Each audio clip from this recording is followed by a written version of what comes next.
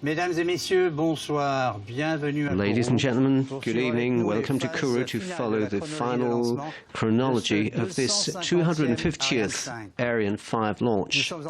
We are here live from the Jupiter Control Center. All parameters are green for a launch tonight at 16:09 Guiana time. We will discover the launcher on its launch pad, and it's stable, 53 meters high. It's waiting in silence, but when the engine starts roaring, they will roar for good. At the top of the launcher, the fairing, below which we have at the top TIBA-1, the heaviest satellite, 5,600 kilos, below which we have Inmarsat GX5, just below 4,000 kilos. And immediately we go to the Jupiter Control Center with Katie Haswell with her guests. Thanks indeed, Claude. Yes, I'm in the Jupiter Control Center.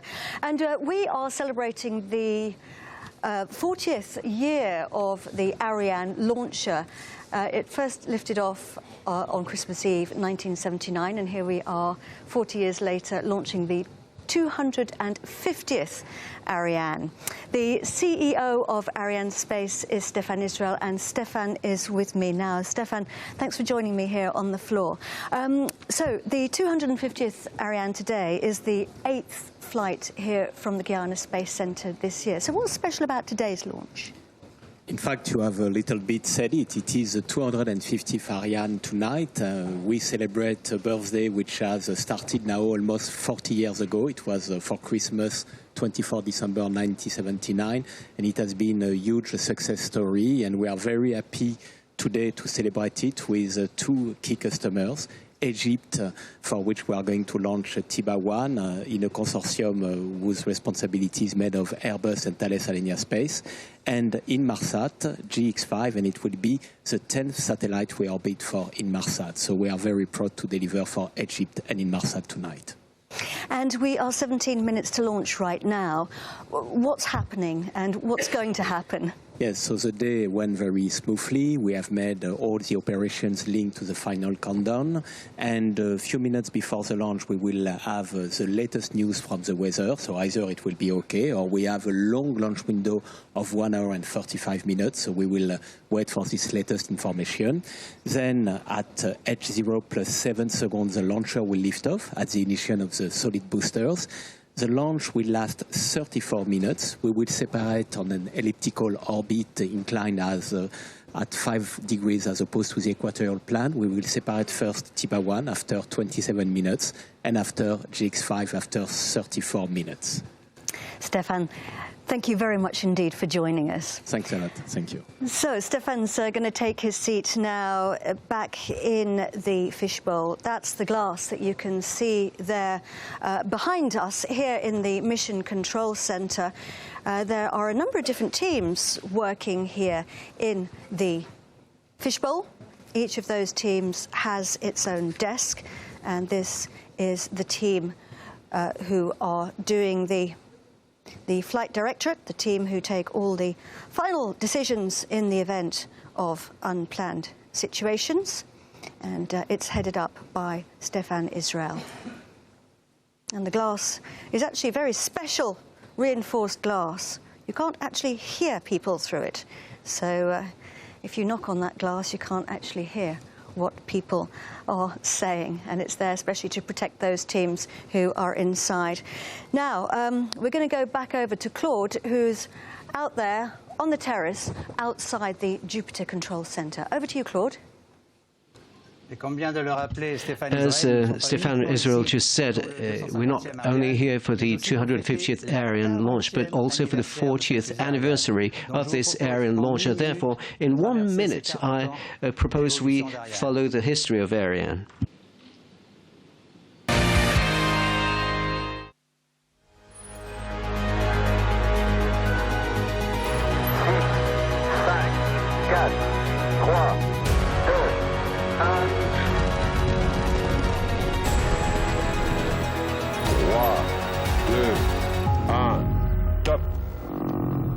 Allumage, premier étage.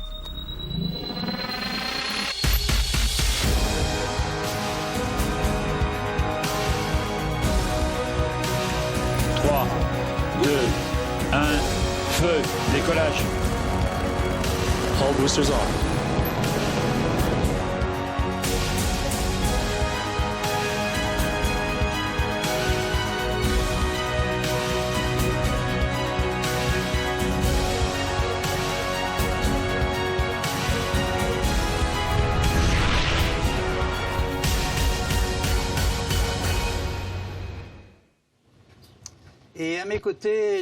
And next to me is Etienne Sandron, an engineer at Arianespace. Etienne, you're 24 years old. Why did you choose this job, and what is your function at Arianespace? Ce métier, d'abord, c'est une passion, c'est l'espace.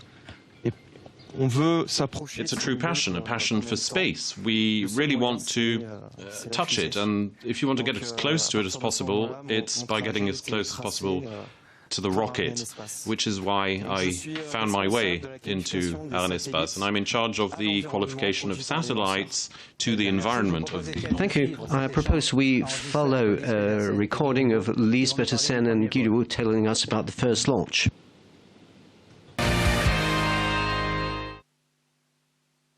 Bonjour, j'ai la chance aujourd'hui. Hello, I'm very happy to have next to me Mr. Guy Dubois, who was in charge of the launch vehicle and attended the very first launch in December 1979. Tell us how it came to life. Well, the birth started very easily, and then it was a little bit tougher. It was the LO1 campaign after a number of trials, and particularly a fuel mock-up that allowed us to define the core operations for L01 in a mere 54 days. And it ended with a final countdown. There's ignition, we clap like madmen. We were really happy, that is what we wanted to see. And then 1, 2, 3, 4, 5, 6, 7 seconds, and the engine switches off. And there, we were dumbfounded. And it took us a few seconds to try and shout out that we needed to get a grip of ourselves. And what was it like inside the launch center, which was 250 meters from the vehicle, unthinkable today? Well, the conditions were pretty special, because we thought that we would come out of the CDL bunker a few hours after the launch, and we'd locked it up 3 hours before. And we were supposed to be able to stay there for 4 or 5, 6 hours maximum. And after 14 hours, we were still in there. So we'd completely run out of water, of food. People were getting a little bit nervous and angry, so we had to open the doors. Although the safety conditions were not possibly the best, but the people from safety allowed us to open the door and get some fresh blood into the bunker. And how much time did you have for this? Well, the specs said that we had 8 days between the first H0 and the next H0. We had 8 days to get it up and running again, new launch sequence included. 8 days is 192 hours, and we worked for 189 hours. So it meant we worked 24/7 with all of the unions pitching in, all of the people at the launch center, all of the people of Guyana. Everyone was behind this launch. Tell us about the 24th of December 1979. So on December 24th, 1979, of course, we had extended beyond the days that we had in theory, and we were stopped by a weather red light. And, of course, filling in with helium and so on was complicated. And then, of course, at the very last launch attempt, it's when we succeeded. There were no helium reserves, no liquid hydrogen. And then it took off. It was a real Christmas present. And what did you feel at the time? So we felt huge joy, a little bit like an athlete who reaches his last tether. So there were many tears around, I can't lie about it.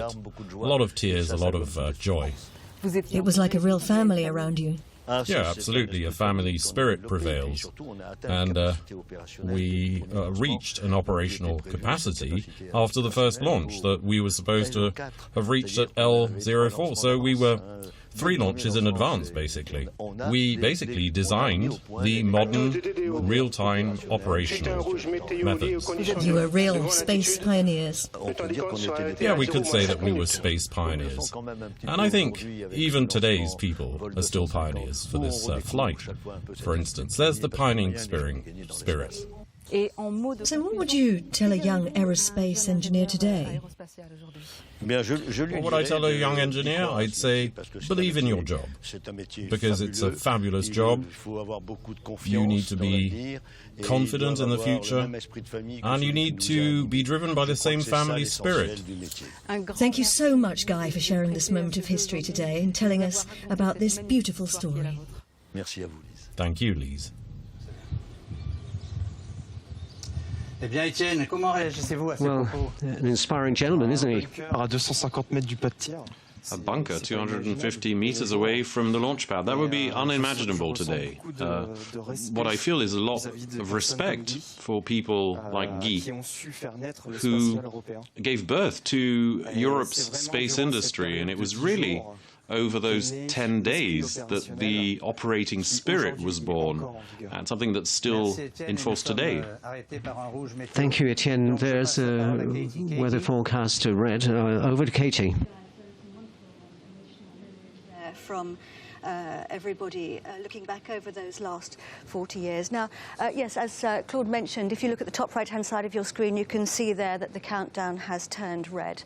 That's because we have red means stop, and of course green means go. The flow of information here at the Guiana Space Center is made exactly for this. That's why we have the status panels, and it's all very normal. It means that the system is very much designed for this. Now, you'll probably see that the countdown will stop when we get to -7. Okay, so it's stopped. So the countdown has now stopped, and that's because this is the beginning of the synchronized sequence. À tous de DDO, arrêt du décompte suite à un rouge lié aux conditions météo. Que tous les moyens restent prêts pour la reprise de la chronologie à 0-7 minutes en cas de retour au vert. So the Range Operations Manager has just announced that the countdown has stopped because we have a weather concern. So I'm afraid there's nothing we can do about Mother Nature. She's not on our side tonight, and she wasn't yesterday, but let's see how things go. The launcher and the satellites are in safe mode, and remember that we have a launch window today of 1 hour and 45 minutes. So we have plenty of time to see whether or not the weather becomes more clement. And if you look on the right-hand side there, you can see these are our status panels, and Meteo is the one that's turned green. That is the weather. And I'm suspecting that we may be talking here about high-altitude winds, but we'll wait to hear from the experts on that. So I'm going to come off air for a short while, and we will stay in touch with you and let you know what's happening and how the teams are getting on as soon as we get any information. But for now, I'm going to cut the mic and wait for more information.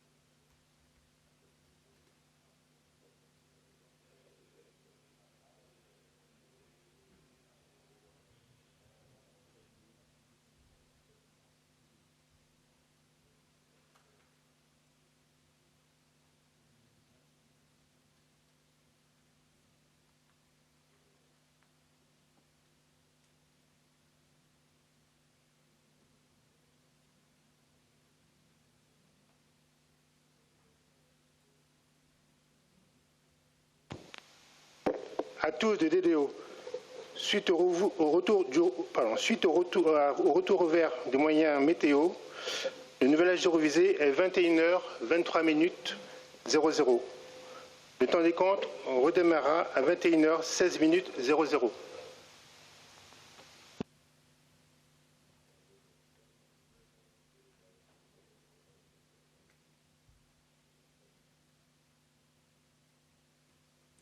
So we heard there from the Range Operations Manager telling us that we now have a new launch time. So we have, if you look at the top right-hand side of your screen, you can see that the countdown clock has turned green again, and we will be resetting the clock for 21 hours 23 minutes. That is in Universal Time, or Greenwich Mean Time, as we like to say in the UK. And the countdown clock will start 7 minutes before the launch time because, as I was explaining earlier, the synchronized sequence is a sequence that is automated and it needs to be gone through from beginning to end. So we had a halt in the countdown for anyone who's just joining us and who missed that. We're looking here at the lovely shot, actually. This is not the actual Ariane 5. That was a model just outside the Jupiter Mission Control Center. I think it's about 3/4 of the height of the real thing. But here we're looking at the inside of that Mission Control Center and the operational teams there who have now decided to reset the clock for a new for a new launch time. And here Ariane 5 and its passengers waiting patiently on the pad. À tous de DDO, attention pour la reprise du temps des comptes.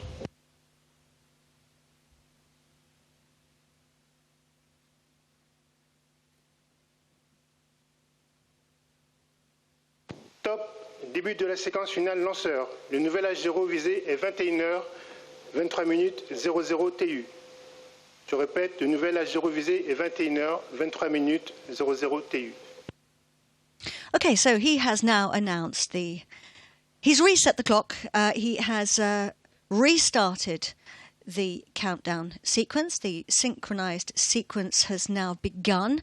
The synchronized sequence is the last 7 minutes of the final countdown. The final countdown actually started 9.5 hours ago.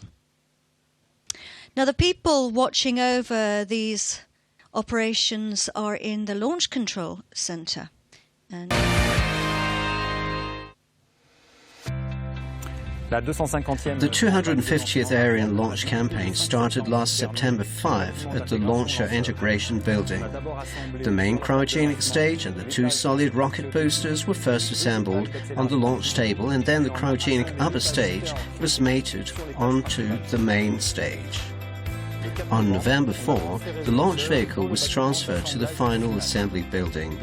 The launcher preparation was completed in the same building, setting up the links between the launch vehicle and the launch table, finalizing the assembly of thermal protections, flight cells and batteries, while the pyrotechnical lines were being armed. Then came the highlight when the mission's 2 passengers were hoisted on board. The launch campaign had just started with the arrival of TIBA-1 at the Felix Eboué Airport October 16. It has been transferred to the payload preparation facility in S5C, South High Bay. Inmarsat GX5, the lower payload, has landed at Felix Eboué Airport on October 24 and was transferred directly to the S5C payload facility for unpacking. Combined operation with the launcher have started for TIBA-1 on November 7th by its flight mounting on the payload adapter. Then it was transferred to the base building, hoisted onto the Ariane dual launch structure, so-called SILDA, and encapsulated under the fairing on November 12th. For Inmarsat GX5, combined operation with the launcher had begun on November 9th, with its flight mating onto the payload adapter. After transfer to the BAF, it was hoisted onto the launcher and encapsulated under the SILDA and the fairing on November 13th. The general dress rehearsal for range, the launcher on both satellites, was performed last Monday with all tracking stations that will be involved in the final chronology on the flight. Yesterday's operations at D-1 consisted in the transfer of the launch vehicle to the launch zone. Today at D0, the operations will gradually gear up the launcher for liftoff. At the end of the chronology, during the last 7 minutes, a fully automated sequence run by the launch base computers will fine-tune the launcher's configuration before handing over control to the onboard computer. At H0, the onboard computer sends the ignition order to the Vulcan engine, and some 7 seconds later to the 2 solid rocket boosters, which will unleash their 1,300 tons of thrust to lift off the 250th Ariane launcher. I would like to take this opportunity to thank our customers, their manufacturers, and all the team involved in the satellite's preparation campaign that will lead to the Ariane 5 launch 250, roughly 40 years after the first Ariane launch in French Guiana. So those are all the operations that have been going on in the last couple of months, all leading up now to this point, a few minutes before launch, 3 minutes before launch. And the teams watching over all these operations are in the Launch Control Center, which is about 3 kilometers from the pad, not 250 meters like the first Ariane that we heard about earlier. About 100 or so people in here. And they're dealing with all the systems concerning both the launch vehicle and the launch zone. They started their preparations months ago, but right now their job is to make sure that Ariane is ready for takeoff. And they're monitoring all the events during this final phase now of the synchronized sequence. Very busy, concentrating hard right now. There we have Ariane, the satellites inside the top of the launcher there, waiting for liftoff. Nice and comfy. Got their air conditioning in first class with their seat belts on. Coming up to 2 minutes now, getting close. This is a good shot here of the cryogenic arms clamping to the upper stage of the launch vehicle. They feed liquid hydrogen and liquid oxygen into the upper tanks, and to keep hydrogen and oxygen as a cryogenic fuel to keep it cold, we have to keep the hydrogen at minus 253 and the oxygen at minus 150 Celsius, very cold. Everybody coming out of the control center now to watch the launch with their own eyes from the viewing balconies on each side of the control center. This is the mission control center, about 15 kilometers or so from the pad. À tous de DDO, attention pour moins 1 minute.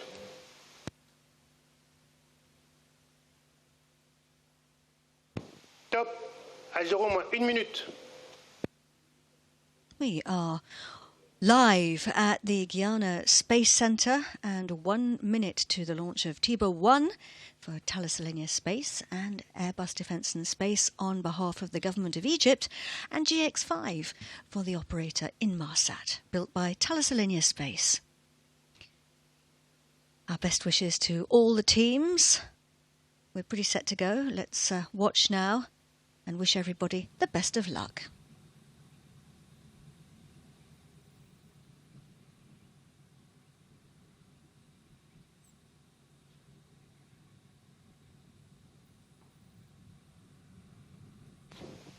À tous de DDO, attention pour les décomptes finales. 10, 9, 8, 7, 6, 5, 4, 3, 2, 1, top.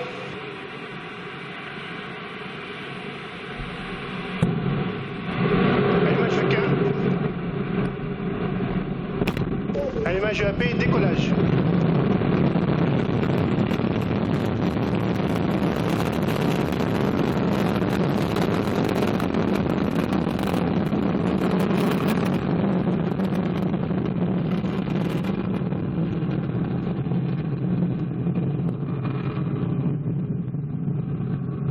Tous les paramètres à bord sont normaux.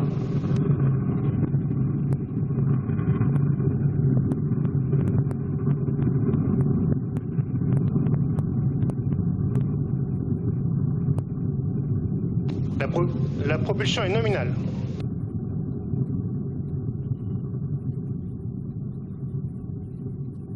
Well, that is a spectacular sight. Ariane 5, flight number 250, the 250th Ariane vehicle to launch from the pad here at the Guiana Space Center, blazing a trail across the equatorial skies. Flying supersonic, faster than the speed of sound. And the vibrations are reaching us here at the Guiana Space Center. Tous les paramètres à bord sont normaux. He's telling us that everything on board is going according to plan. We're flying out east across the Atlantic. TIBA-1 and GX5 have started their journey. And he's telling us the propulsion is nominal.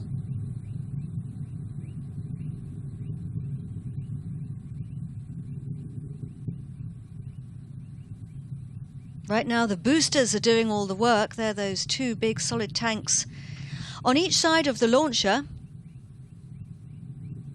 Once they burn their propellant, they separate and fall away, and we might be lucky enough to see that.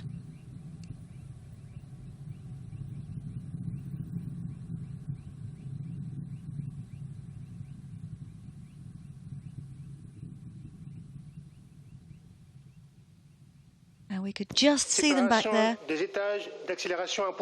Those two big boosters, those two dots we saw moving away. There we can see them. Look at that. The dot in the middle is the Vulcan engine on the main stage. And the two lights on either side are the boosters. We don't need them anymore. They've burnt their propellant and we are shedding weight. That's the name of the game. We need to get rid of our weight as quickly as we can, and those were propelling us away from our Earth's gravity. La propulsion est nominale.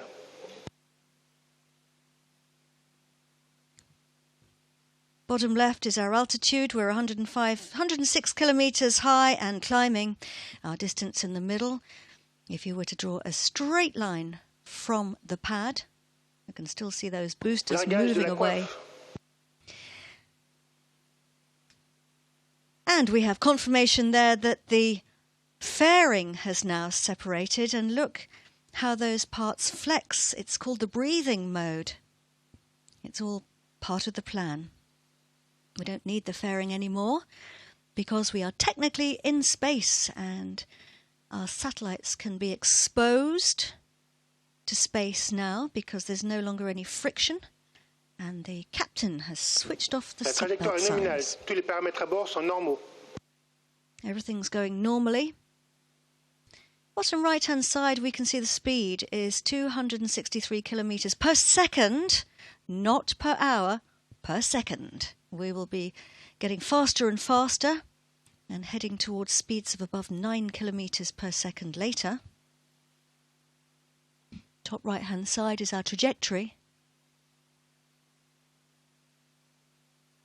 The cross is the actual position of our launch vehicle, and the trajectory is our planned trajectory. La trajectoire est nominale. Everything's going according to plan. Everything is nominal. You can see there in the front is our first satellite, which is going to be separated. TIBA-1.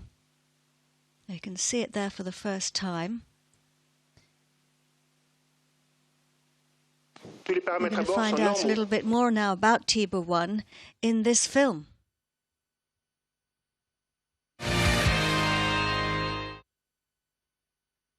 Assalamu alaikum. Merhaba bikum fi Guiana.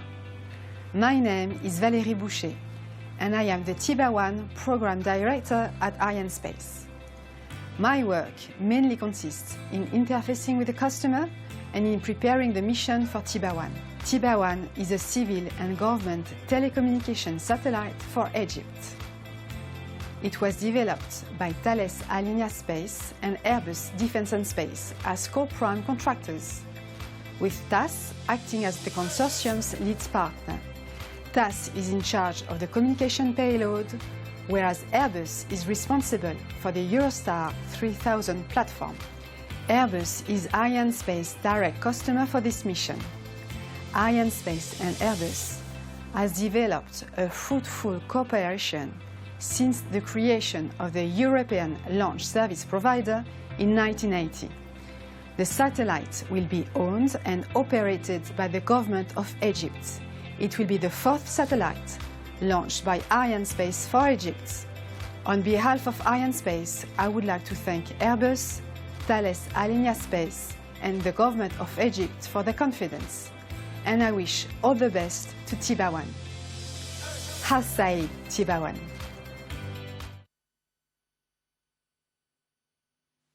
And our next satellite to be released is GX5 for Inmarsat. Can't see it right now because it's hidden inside the black structure, the fairing. Arianespace and Inmarsat go back to 1981 with the Marex series. We're going to get a closer look now at the most advanced satellite in Inmarsat's GX fleet.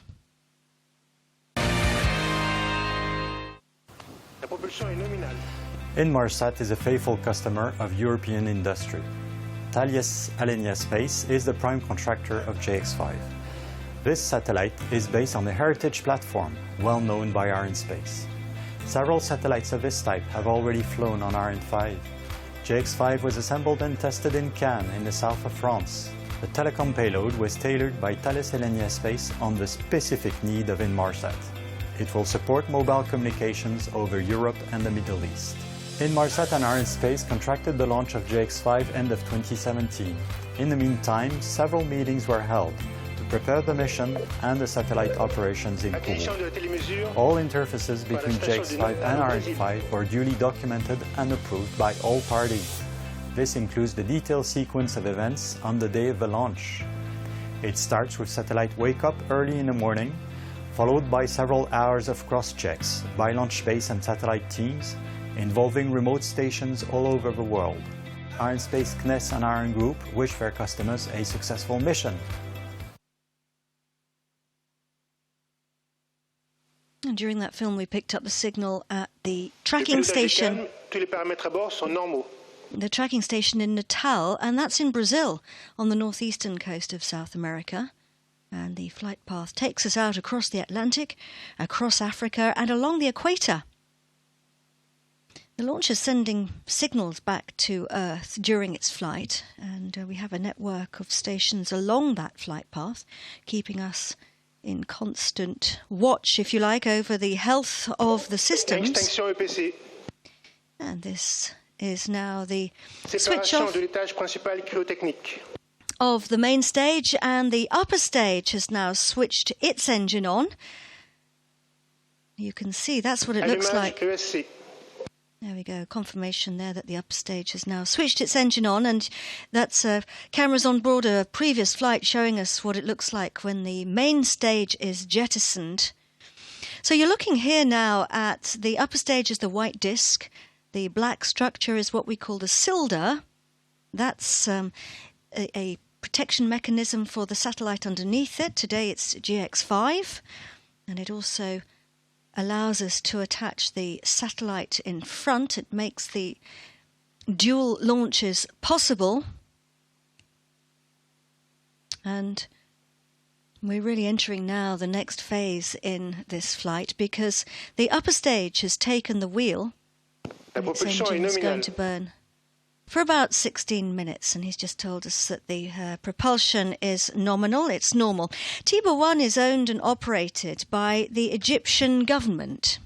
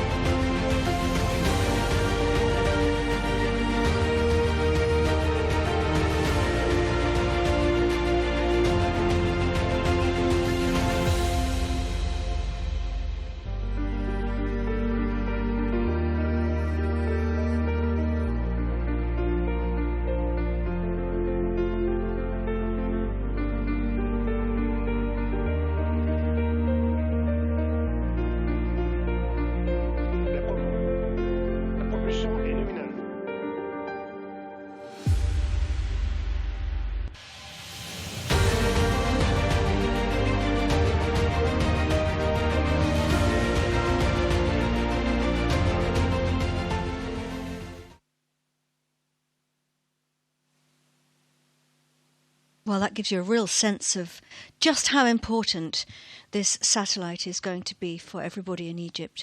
And actually, TIBA-1 is the fourth satellite which Arianespace has launched for Egypt. The previous ones were Nilesat. And we're just hearing there now that we're picking up the signal at the Ascension Island tracking station. La propulsion est nominale. And that the propulsion is normal. Ascension Island is a tiny volcanic island in the South Atlantic. It's halfway between South America and Africa. I believe that NASA had a station there until 1989. TIBA teams there. Airbus Defence and Space and Thales Alenia Space built TIBA-1 as co-prime contractors. They've created an advanced satellite.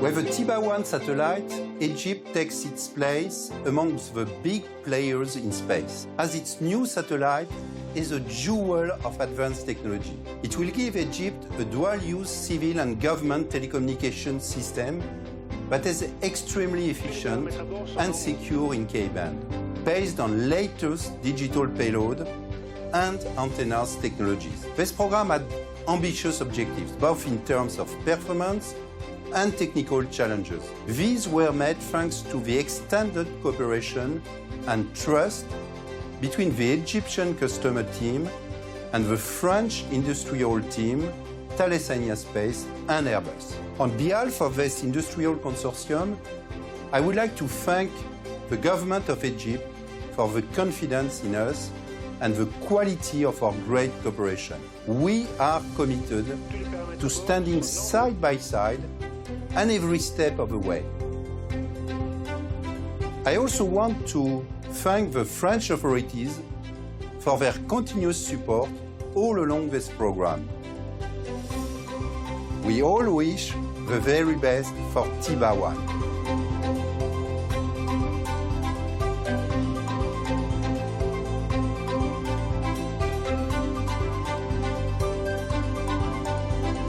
TIBA-1 is the first dual telecommunication satellite for the government of Egypt.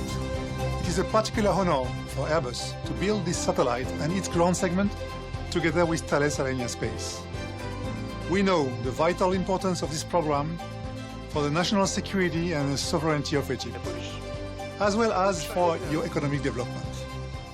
I would like to thank the government of Egypt for their trust in Airbus and our highly reliable Eurostar 3000 platform. We hope that it opens the door for future collaboration between our countries. I would also like to convey my thanks and recognition to the Airbus teams and, of course, to our partner Thales Arianespace, who provided the satellite payload. This also is an opportunity for me to warmly congratulate the government of Egypt for the high level of collaboration and professionalism of the Egyptian managers and teams who have shown incredible dedication and involvement in the preparation of the service operations. It's now time for me to wish TIBA-1 a successful launch and a long life in space.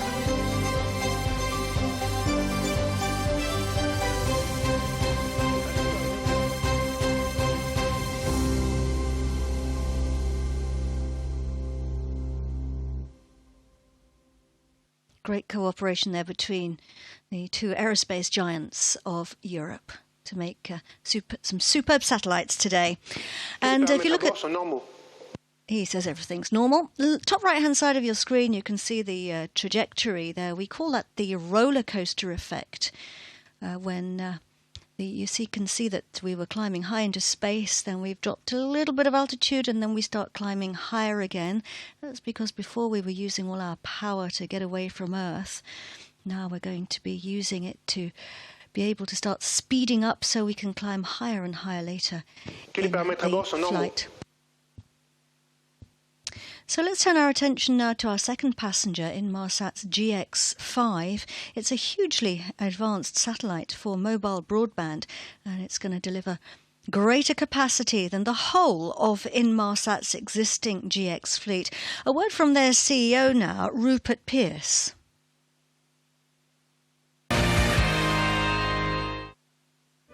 As we enter the era of an always-on, hyper-connected world, we can clearly see that connectivity now empowers human potential as never before, and that connectivity can flatten the world by bringing us together. In our 40th anniversary year, we at Inmarsat can be very proud of the role we're playing in building and underpinning this emerging global digital society. Global Express represents the gold standard for global mobile broadband communications and is deployed by thousands of users in the air, at sea and on land. Already, Inmarsat's maritime GX service, Fleet Express, has been installed on more than 7,000 vessels, and 27 leading airlines have signed up for our aviation GX service, GX Aviation, to provide broadband connectivity to their passengers, while more than 600 business jets have adopted our business aviation GX solution, Jet Connects. We're very proud that these GX services are empowering a transformation in these enormous trillion-dollar sectors, including making the maritime and aviation industries more efficient and effective, but also greener and safer. The first 4 GX satellites were launched to deliver seamless global coverage, plus in-orbit redundancy. Today, the terrific initial success of our new GX services are driving us to a second phase of network evolution, as we now look to augment our capabilities to meet huge growth in demand from our customers, as well as keep GX well ahead of our current and future competition. Indeed, the launch of our 5th satellite in the GX fleet represents a step change advance in the capabilities of our GX services to meet the growing demand for aviation passenger connectivity and commercial maritime services across Europe and the Middle East, delivering a bandwidth increase that is greater than the combined capacity of our entire existing GX fleet, marking the start of an unprecedented enhancement in the overall capacity and capabilities of the GX network. Because we're not stopping here with GX5. Inmarsat is planning to launch a further 7 GX payloads over the coming 4 years. So the future looks incredibly exciting for Inmarsat, our partners and our customers. Et je tiens également à remercier nos partenaires Thales Arianespace et ARIANE'S pour leur service extraordinaire d'innovation, le travail acharné et l'esprit de coopération. Wherever you are in the world, thank you for coming with us on this journey. Today marks another significant step forward as we grow still further global mobile broadband connectivity for all, no matter where you are. It's a changing world indeed, and teamwork is the name of the game. Now, look, you can see there our tracking stations and our flight path across our planet. We lifted off from Galileo in French Guiana, and right-hand side of the screen there you can see we've picked up a signal at the Libreville tracking station, which is now tracking us, and we're heading out across Africa. We crossed the Atlantic in 20 minutes. It's pretty impressive, and we're climbing higher in altitude now, and the trajectory is nominal. GX5 is the 5th satellite in the Global Express fleet, and it was built by the men and women at Thales Alenia Space.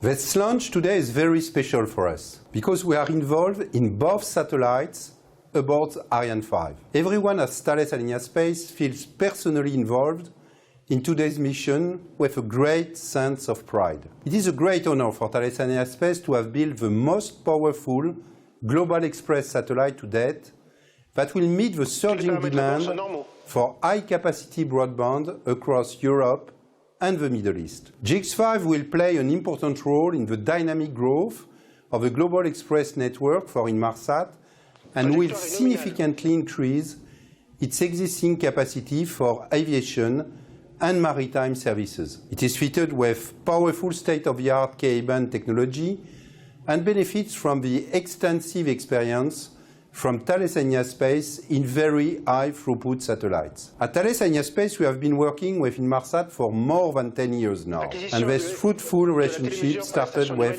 Inmarsat EAN. We are committed to continue supporting Inmarsat in its continuing growth by delivering satellites with outstanding performance. Congratulations to all the teams who have worked so hard on this mission. We wish Inmarsat and its customers the very best for today's launch.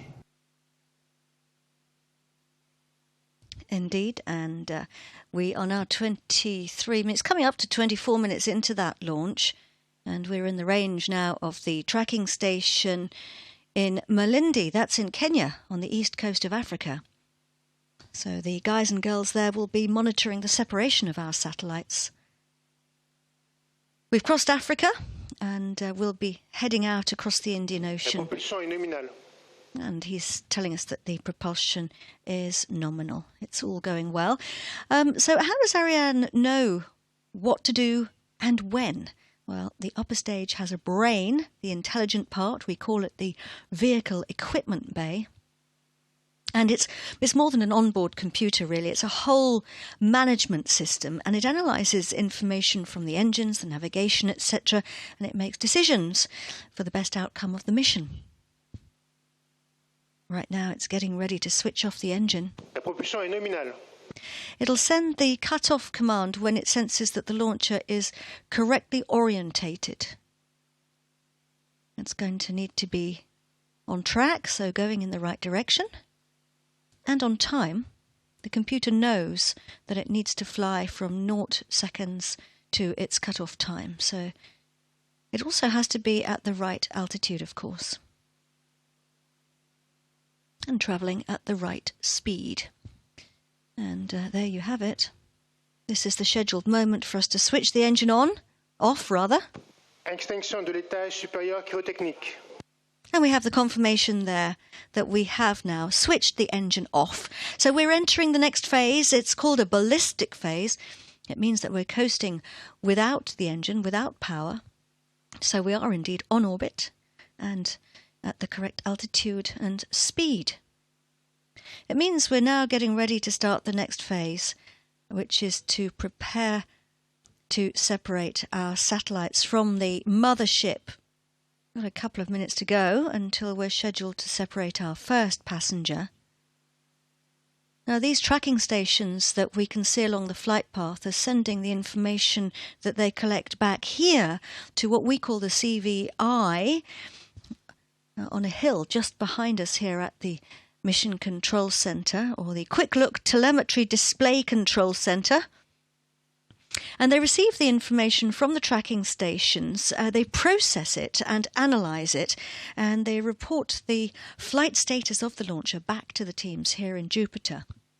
So they make a quick selection to check how the flight's progressing in real time, and then they tell the range operations manager when they have confirmation of the main events, so that he or she can then announce them to the range.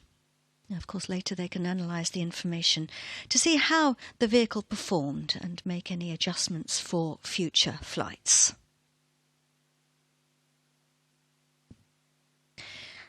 So TIBA-1 is our upper passenger, the one at the front, and it's due to separate in a matter of seconds now. We're going through a very precise set of manoeuvres. The upper stage is orientating the satellite so that it can release it onto a very precise orbit. This is the scheduled moment for that separation. And we have confirmation there from the range operations manager that TIBA-1 has indeed separated from the mothership. So congratulations to all the TIBA-1 teams. Now we have some applause there in the Mission Control Center. So TIBA-1 is on its way. Congratulations to everybody in Egypt, of course, and to the co-prime contractors Thales Alenia Space and Airbus Defence and Space. But of course, we still have our other satellite attached, GX5. That's underneath the black structure. If you look at the right-hand side of the screen, you can see the black structure, the cylinder. Here we go. There's a better shot of it there. It's underneath, so we can't actually see it right now. And we're going to need to release that cylinder before we can start the process of releasing GX5. It's going to be released in about 6 minutes or so. Being tracked still by the Malindi teams, where you can see the sort of star. That's where we are, heading out now over the Indian Ocean. And TIBA-1 is starting its new life. It needs to climb to 36,000 kilometers to geostationary orbit before it can start delivering services. Various different things will have to happen to it over the next few days. Lots of testing. And here we have now the separation of the cylinder. Du système de lancement double Ariane. And confirmation there that it has indeed separated. It moves away. It was protecting GX5. All big space projects involve a tremendous amount of teamwork and challenges. Hello, I am the TIBA-1 Program Manager for Airbus. Hi, I am the TIBA-1 Program Manager for Thales Arianespace. TIBA-1 program is the first communication space system for the government of Egypt. This space system consists of a Ka-band, dual-use civil and government telecommunication satellite and its associated ground segment with protected and secure ground satellite link.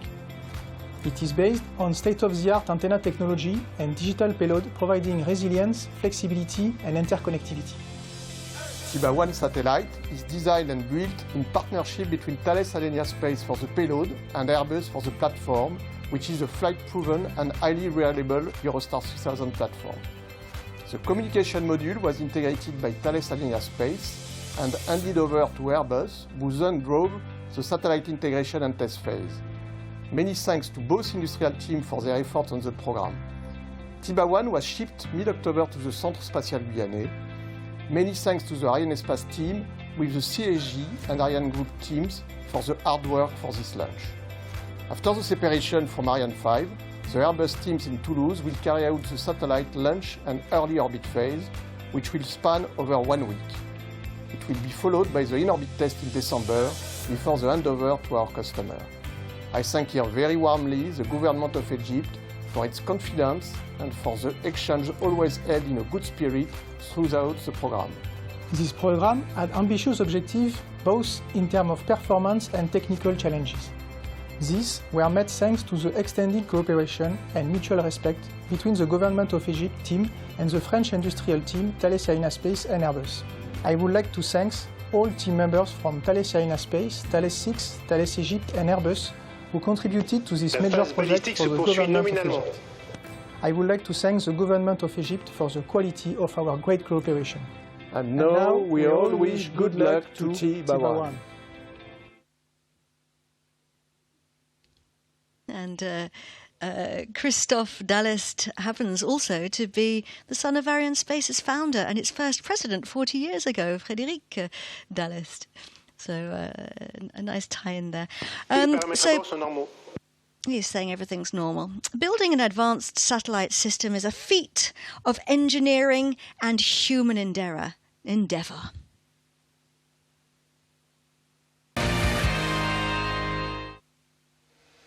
The biggest challenges of this program were, first of all, the capacity to fit such a complex payload in a relatively small spacecraft, allowing us to fly in Ariane 5 lower position.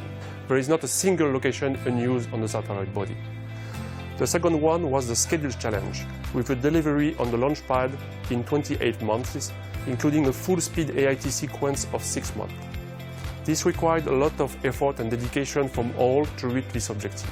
I want to deeply thank both Inmarsat and Thales Arianespace teams for this journey, as well as Arianespace for their fruitful cooperation all along this launch preparation. After GX5 separation from Ariane 5, operation teams of Thales Arianespace and Telespazio located in Cannes and Fushino premises will await telemetry's acquisition to perform satellite health check and start the layup activities, consisting to first, setup of propulsion subsystem in flight configuration, secondly, get power by moving satellite with solar array partially deployed towards the Sun, and finally, perform rehearsal of orbit raising maneuver, allowing to bring GX5 on geosynchronous orbit. This first operation will last by 8 hours. The duration of complete layup activities to bring GX5 at targeted longitude will last around 10 days.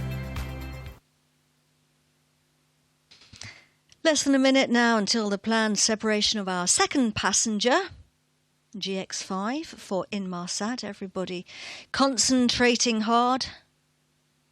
Obviously not just here at the base, but across the world. The tracking stations in Malindi, where the teams there are tracking these separation manoeuvres.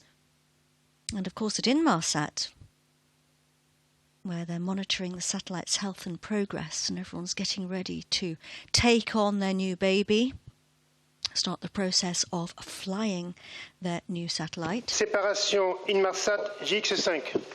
And we have separation confirmed of Inmarsat GX5.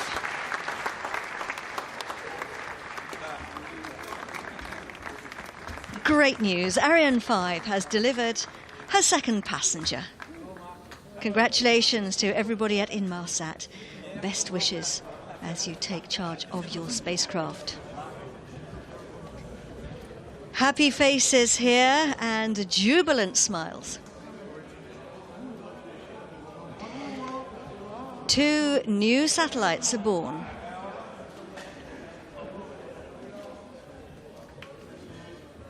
A job very, very well done. Lots of handshakes and big slaps on the back, no doubt. For some people, the work is done.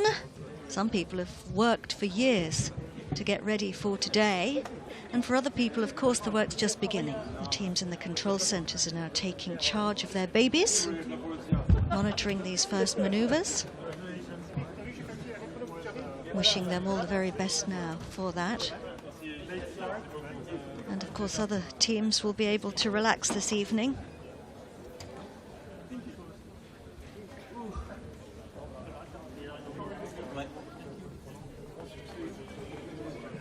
Setting the podium for the speeches that we like to have after the launches and after the events.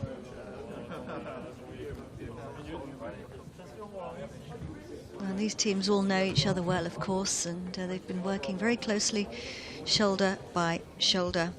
And we lifted off from the pad about 36.5 minutes ago from launch pad number 3 here at the Guiana Space Center on board the 250th Ariane vehicle to lift off from the Guiana Space Center. It really was a spectacular launch. We were very lucky.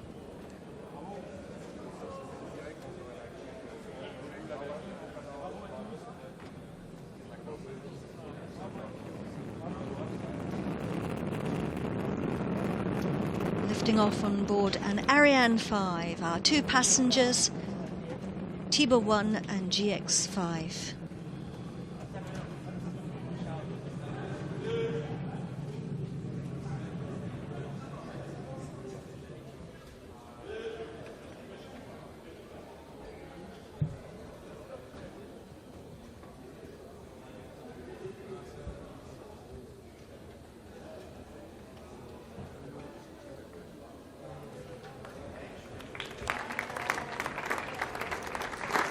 Lots of applause here in the Jupiter Control Center.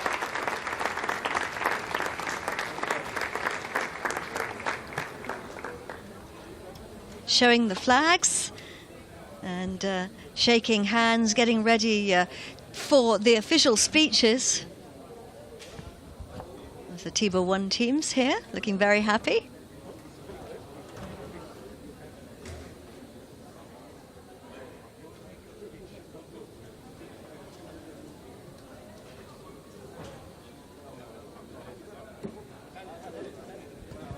lots of photographs being taken, of course.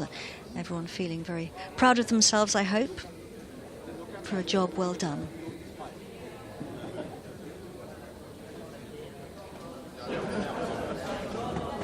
Waiting now for the post-launch speeches. And of course, up in space, the upper stage is going through its next processes. Once we separate the passenger, what's left of the upper stage is spun up into a different direction. We call it passivation.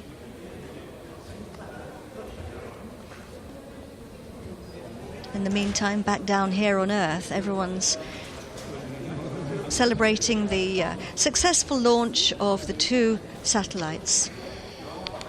So, ladies and gentlemen, Arianespace is delighted to announce that TIBA-1 and Inmarsat GX5 have been separated as planned on the targeted geostationary transfer orbits. Success tests even better when little of patience was needed. It was the case for tonight. So tonight is a very special launch for many reasons. We are now celebrating with this launch the 250th launch from the Ariane family. You know that the journey has started for Christmas 1979, 24 December, with Ariane first, and we are now almost 40 years later. What a journey we have done together. We are really proud that this launch, which is really special for all the Ariane family, has been delivered for loyal partners and customers. I would like, regarding TIBA-1, first to thank deeply Egypt, our partner and customer for this launch. This satellite is the 4th satellite Arianespace orbits for an Egyptian actor, after 3 for NISAT. But it is the first we orbit for government of Egypt.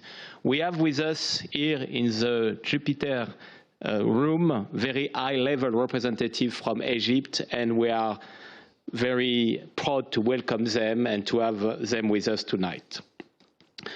For TIBA-1, I want also to thank our satellite partners for this launch, Airbus and Thales Alenia Space. Airbus is our direct customer for this launch. We have a long-lasting partnership with Airbus and Thales Alenia Space, and we are very happy to have the opportunity to celebrate it for this launch. I want also to thank our second customer and passenger for this launch, Inmarsat.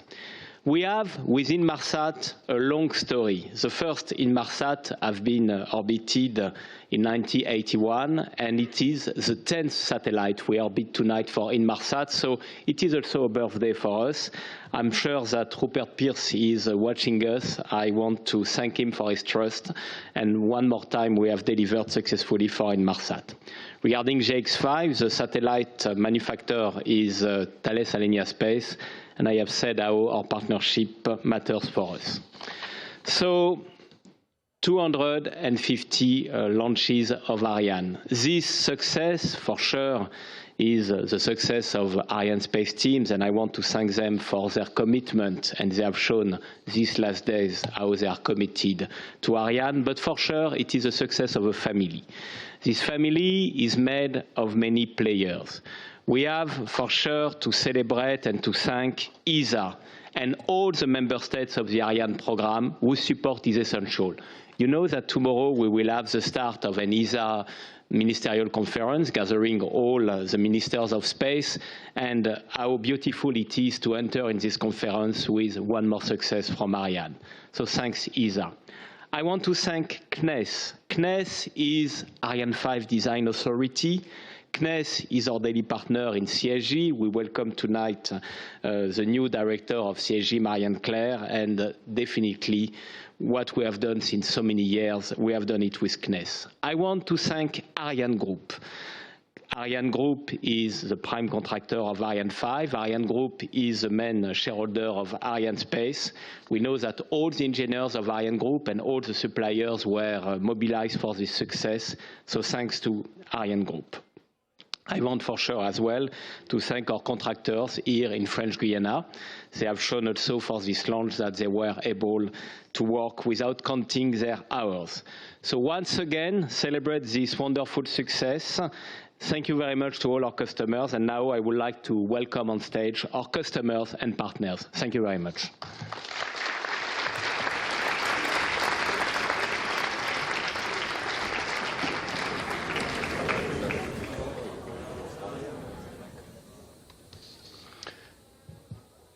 Good evening, everyone. A fantastic moment, and to be honest, for me, it was the first time here in Kourou, so spectacular and breathtaking moment. So first of all, thanks a lot to Arianespace and their partners, CNES and ESA, for again another success. It's amazing to see the reliability of this launcher. And as you say, Stéphane, the cooperation and the work between Airbus and Arianespace has been a long-lasting story. And I am more than happy today to see that this cooperation is serving the space ambition of Egypt. I would like also to warmly thank our customer, the government of Egypt, thank him for the trust he has put in our consortium, Airbus and Thales Arianespace, to build their very first governmental satellite. It has been an honor to work with you. I would like also to congratulate your team that has been following this program side by side with our teams during 3 years. Hard work, professionalism, and expertise. So congratulations for that. I would like also to take the opportunity to thank the French government, represented by the DGA tonight in this room, for supporting this cooperation for space between our two governments. Dear customer, tonight you have in orbit a satellite which is the state of the art for broadband and secured communication. And I think you can be extremely proud for that, with all the people of Egypt to be tonight part of the space nations of having such an asset. TIBA-1 is based on the Eurostar 3000 platform. I think tonight it was the number 51 of this platform that has been orbited. And I will say that tonight we can say that with Eurostar and Ariane 5, we have probably the most reliable couple for making telecommunication in space. So the story is not over. After this launch, we will be still working together for the operational deployment of the satellite, and we'll be at your side again during all the lifetime of the satellite. And for sure, should our cooperation would last, we'll be more than happy to be at your side in the coming years. Last but not the least, I would like to thank the teams of Airbus, wherever they are in Europe, in the UK, in France, or in Germany. I would like to thank them for their dedication, their hard work to make such a success. And for them, again, the story is not over. They have taken the control of the satellites from our control center in Toulouse. And I'm very happy to tell you that we are receiving the telemetry and everything is OK. So it's on its way. Those people are going to work during the coming weeks with a lot of dedication. So as a conclusion, I would like to say that with all the partners, all the people that are in this room that have worked on this program, more than ever, we can say that teamwork is the motto of our space industry. And now, if you allow me, I will try a few words in Arabic. Hayat Tawila lil Kamar Tiba Warid. Long life to TIBA-1. Thank you and enjoy it.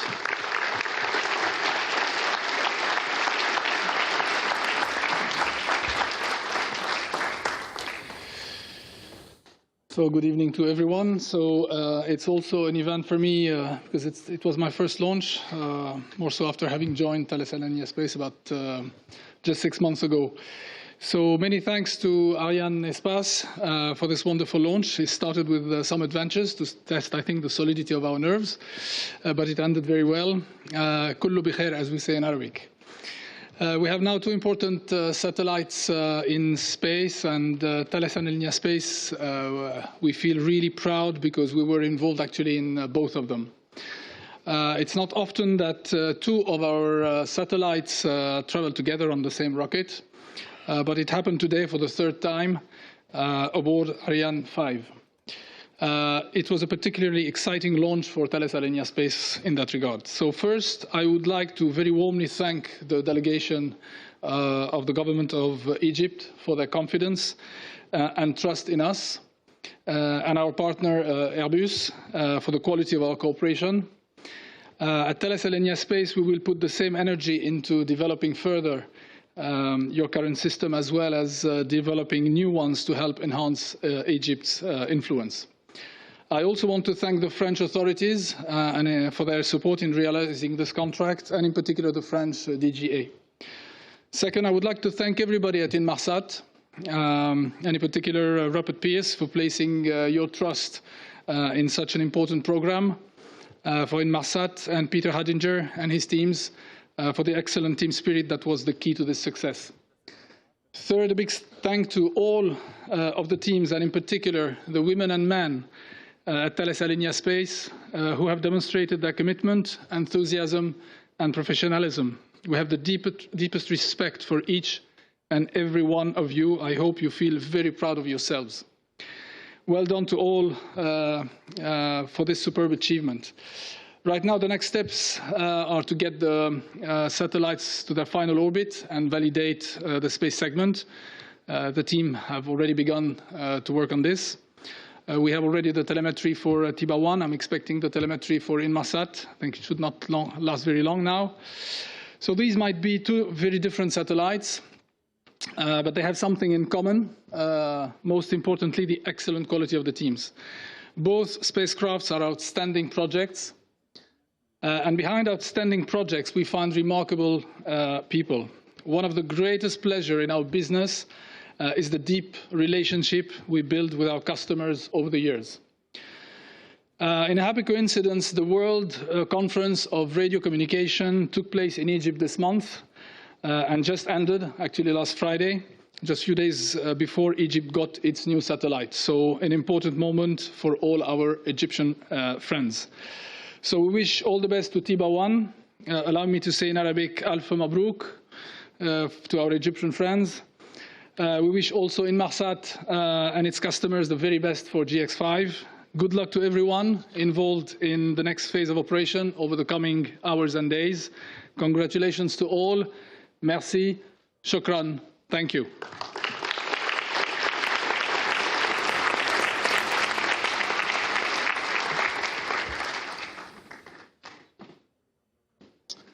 Good evening, ladies and gentlemen. On behalf of all of Inmarsat, I want to thank everyone who's been involved in making this launch a success. I can confirm we do have telemetry from GX5, so we're good news there. This spaceport is so important, and it's been great to spend some time here, and I want to thank in particular Kness and ESA for maintaining and operating this site. So when Inmarsat selects a launch service provider, what we look for, number one, is reliability. And Arianespace here are second to none in that criteria. So as Stefan says, launch 10 satellites for Inmarsat, and that represents the trust that we have in Arianespace. And I want to pay tribute to the teams that we've been working with. It's been a great privilege to work with the teams over the last 10 days or so, and to see it in action, the skills, the professionalism, and I know we'll be back. So the GX5 spacecraft is a very important one for Inmarsat. It's going to deliver a huge amount of new capacity into our global network, particularly over the Middle East and over Europe for our aviation and maritime customers. And we entrusted Thales to be able to build this spacecraft, and I'm delighted to say they delivered on their promises. Likewise, working with the teams in Thales over the last couple of years has been a real privilege.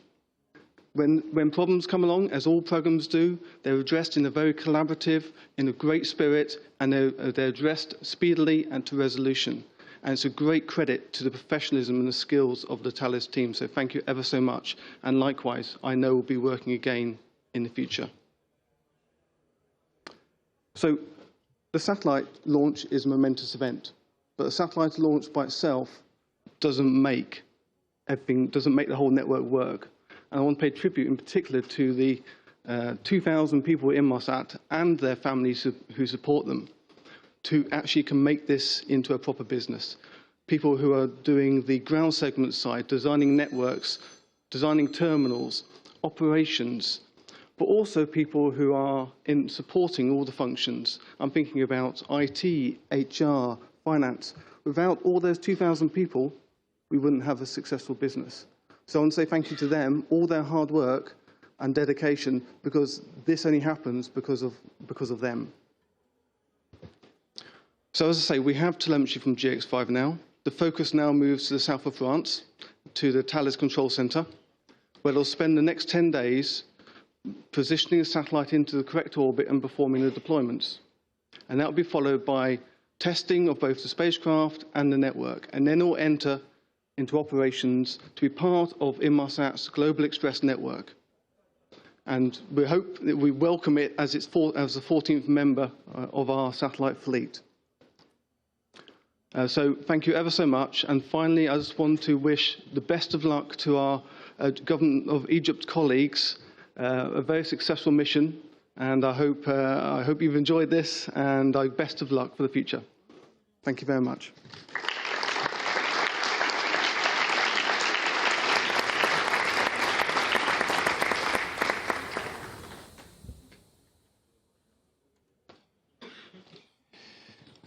The year is not totally over in CSG, so we will be back on December the 17th. It will be with a Soyuz vehicle, and it will be as well a very important mission. We will have Cosmos Skymed second generation for ASI and Thales Alenia Space, so for Italy.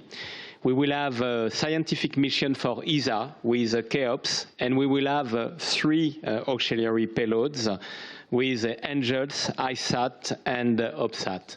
So thank you very much for this wonderful evening, and see you back December 17th. Thank you.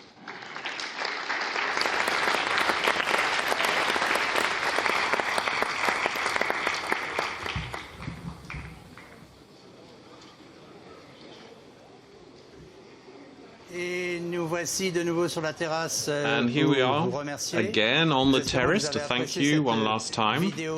We hope that you enjoyed this video transmission, and the thanks. So many thanks to Manuel de Oliveira, our director, all of the other people in the team. Thanks to Lise and Josh for helping us. Thanks to veteran Guy and young Etienne.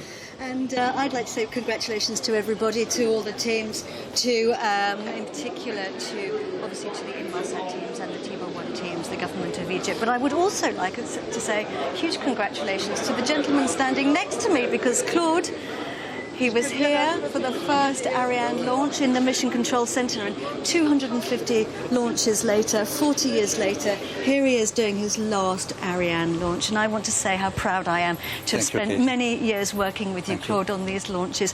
Claude will be back for that Soyuz launch in December, but for now we are going to say goodbye, and we're going to leave you with a replay of the launch from Claude and from me. Goodbye. Au revoir le drone. Au revoir le drone. Ciao, ciao.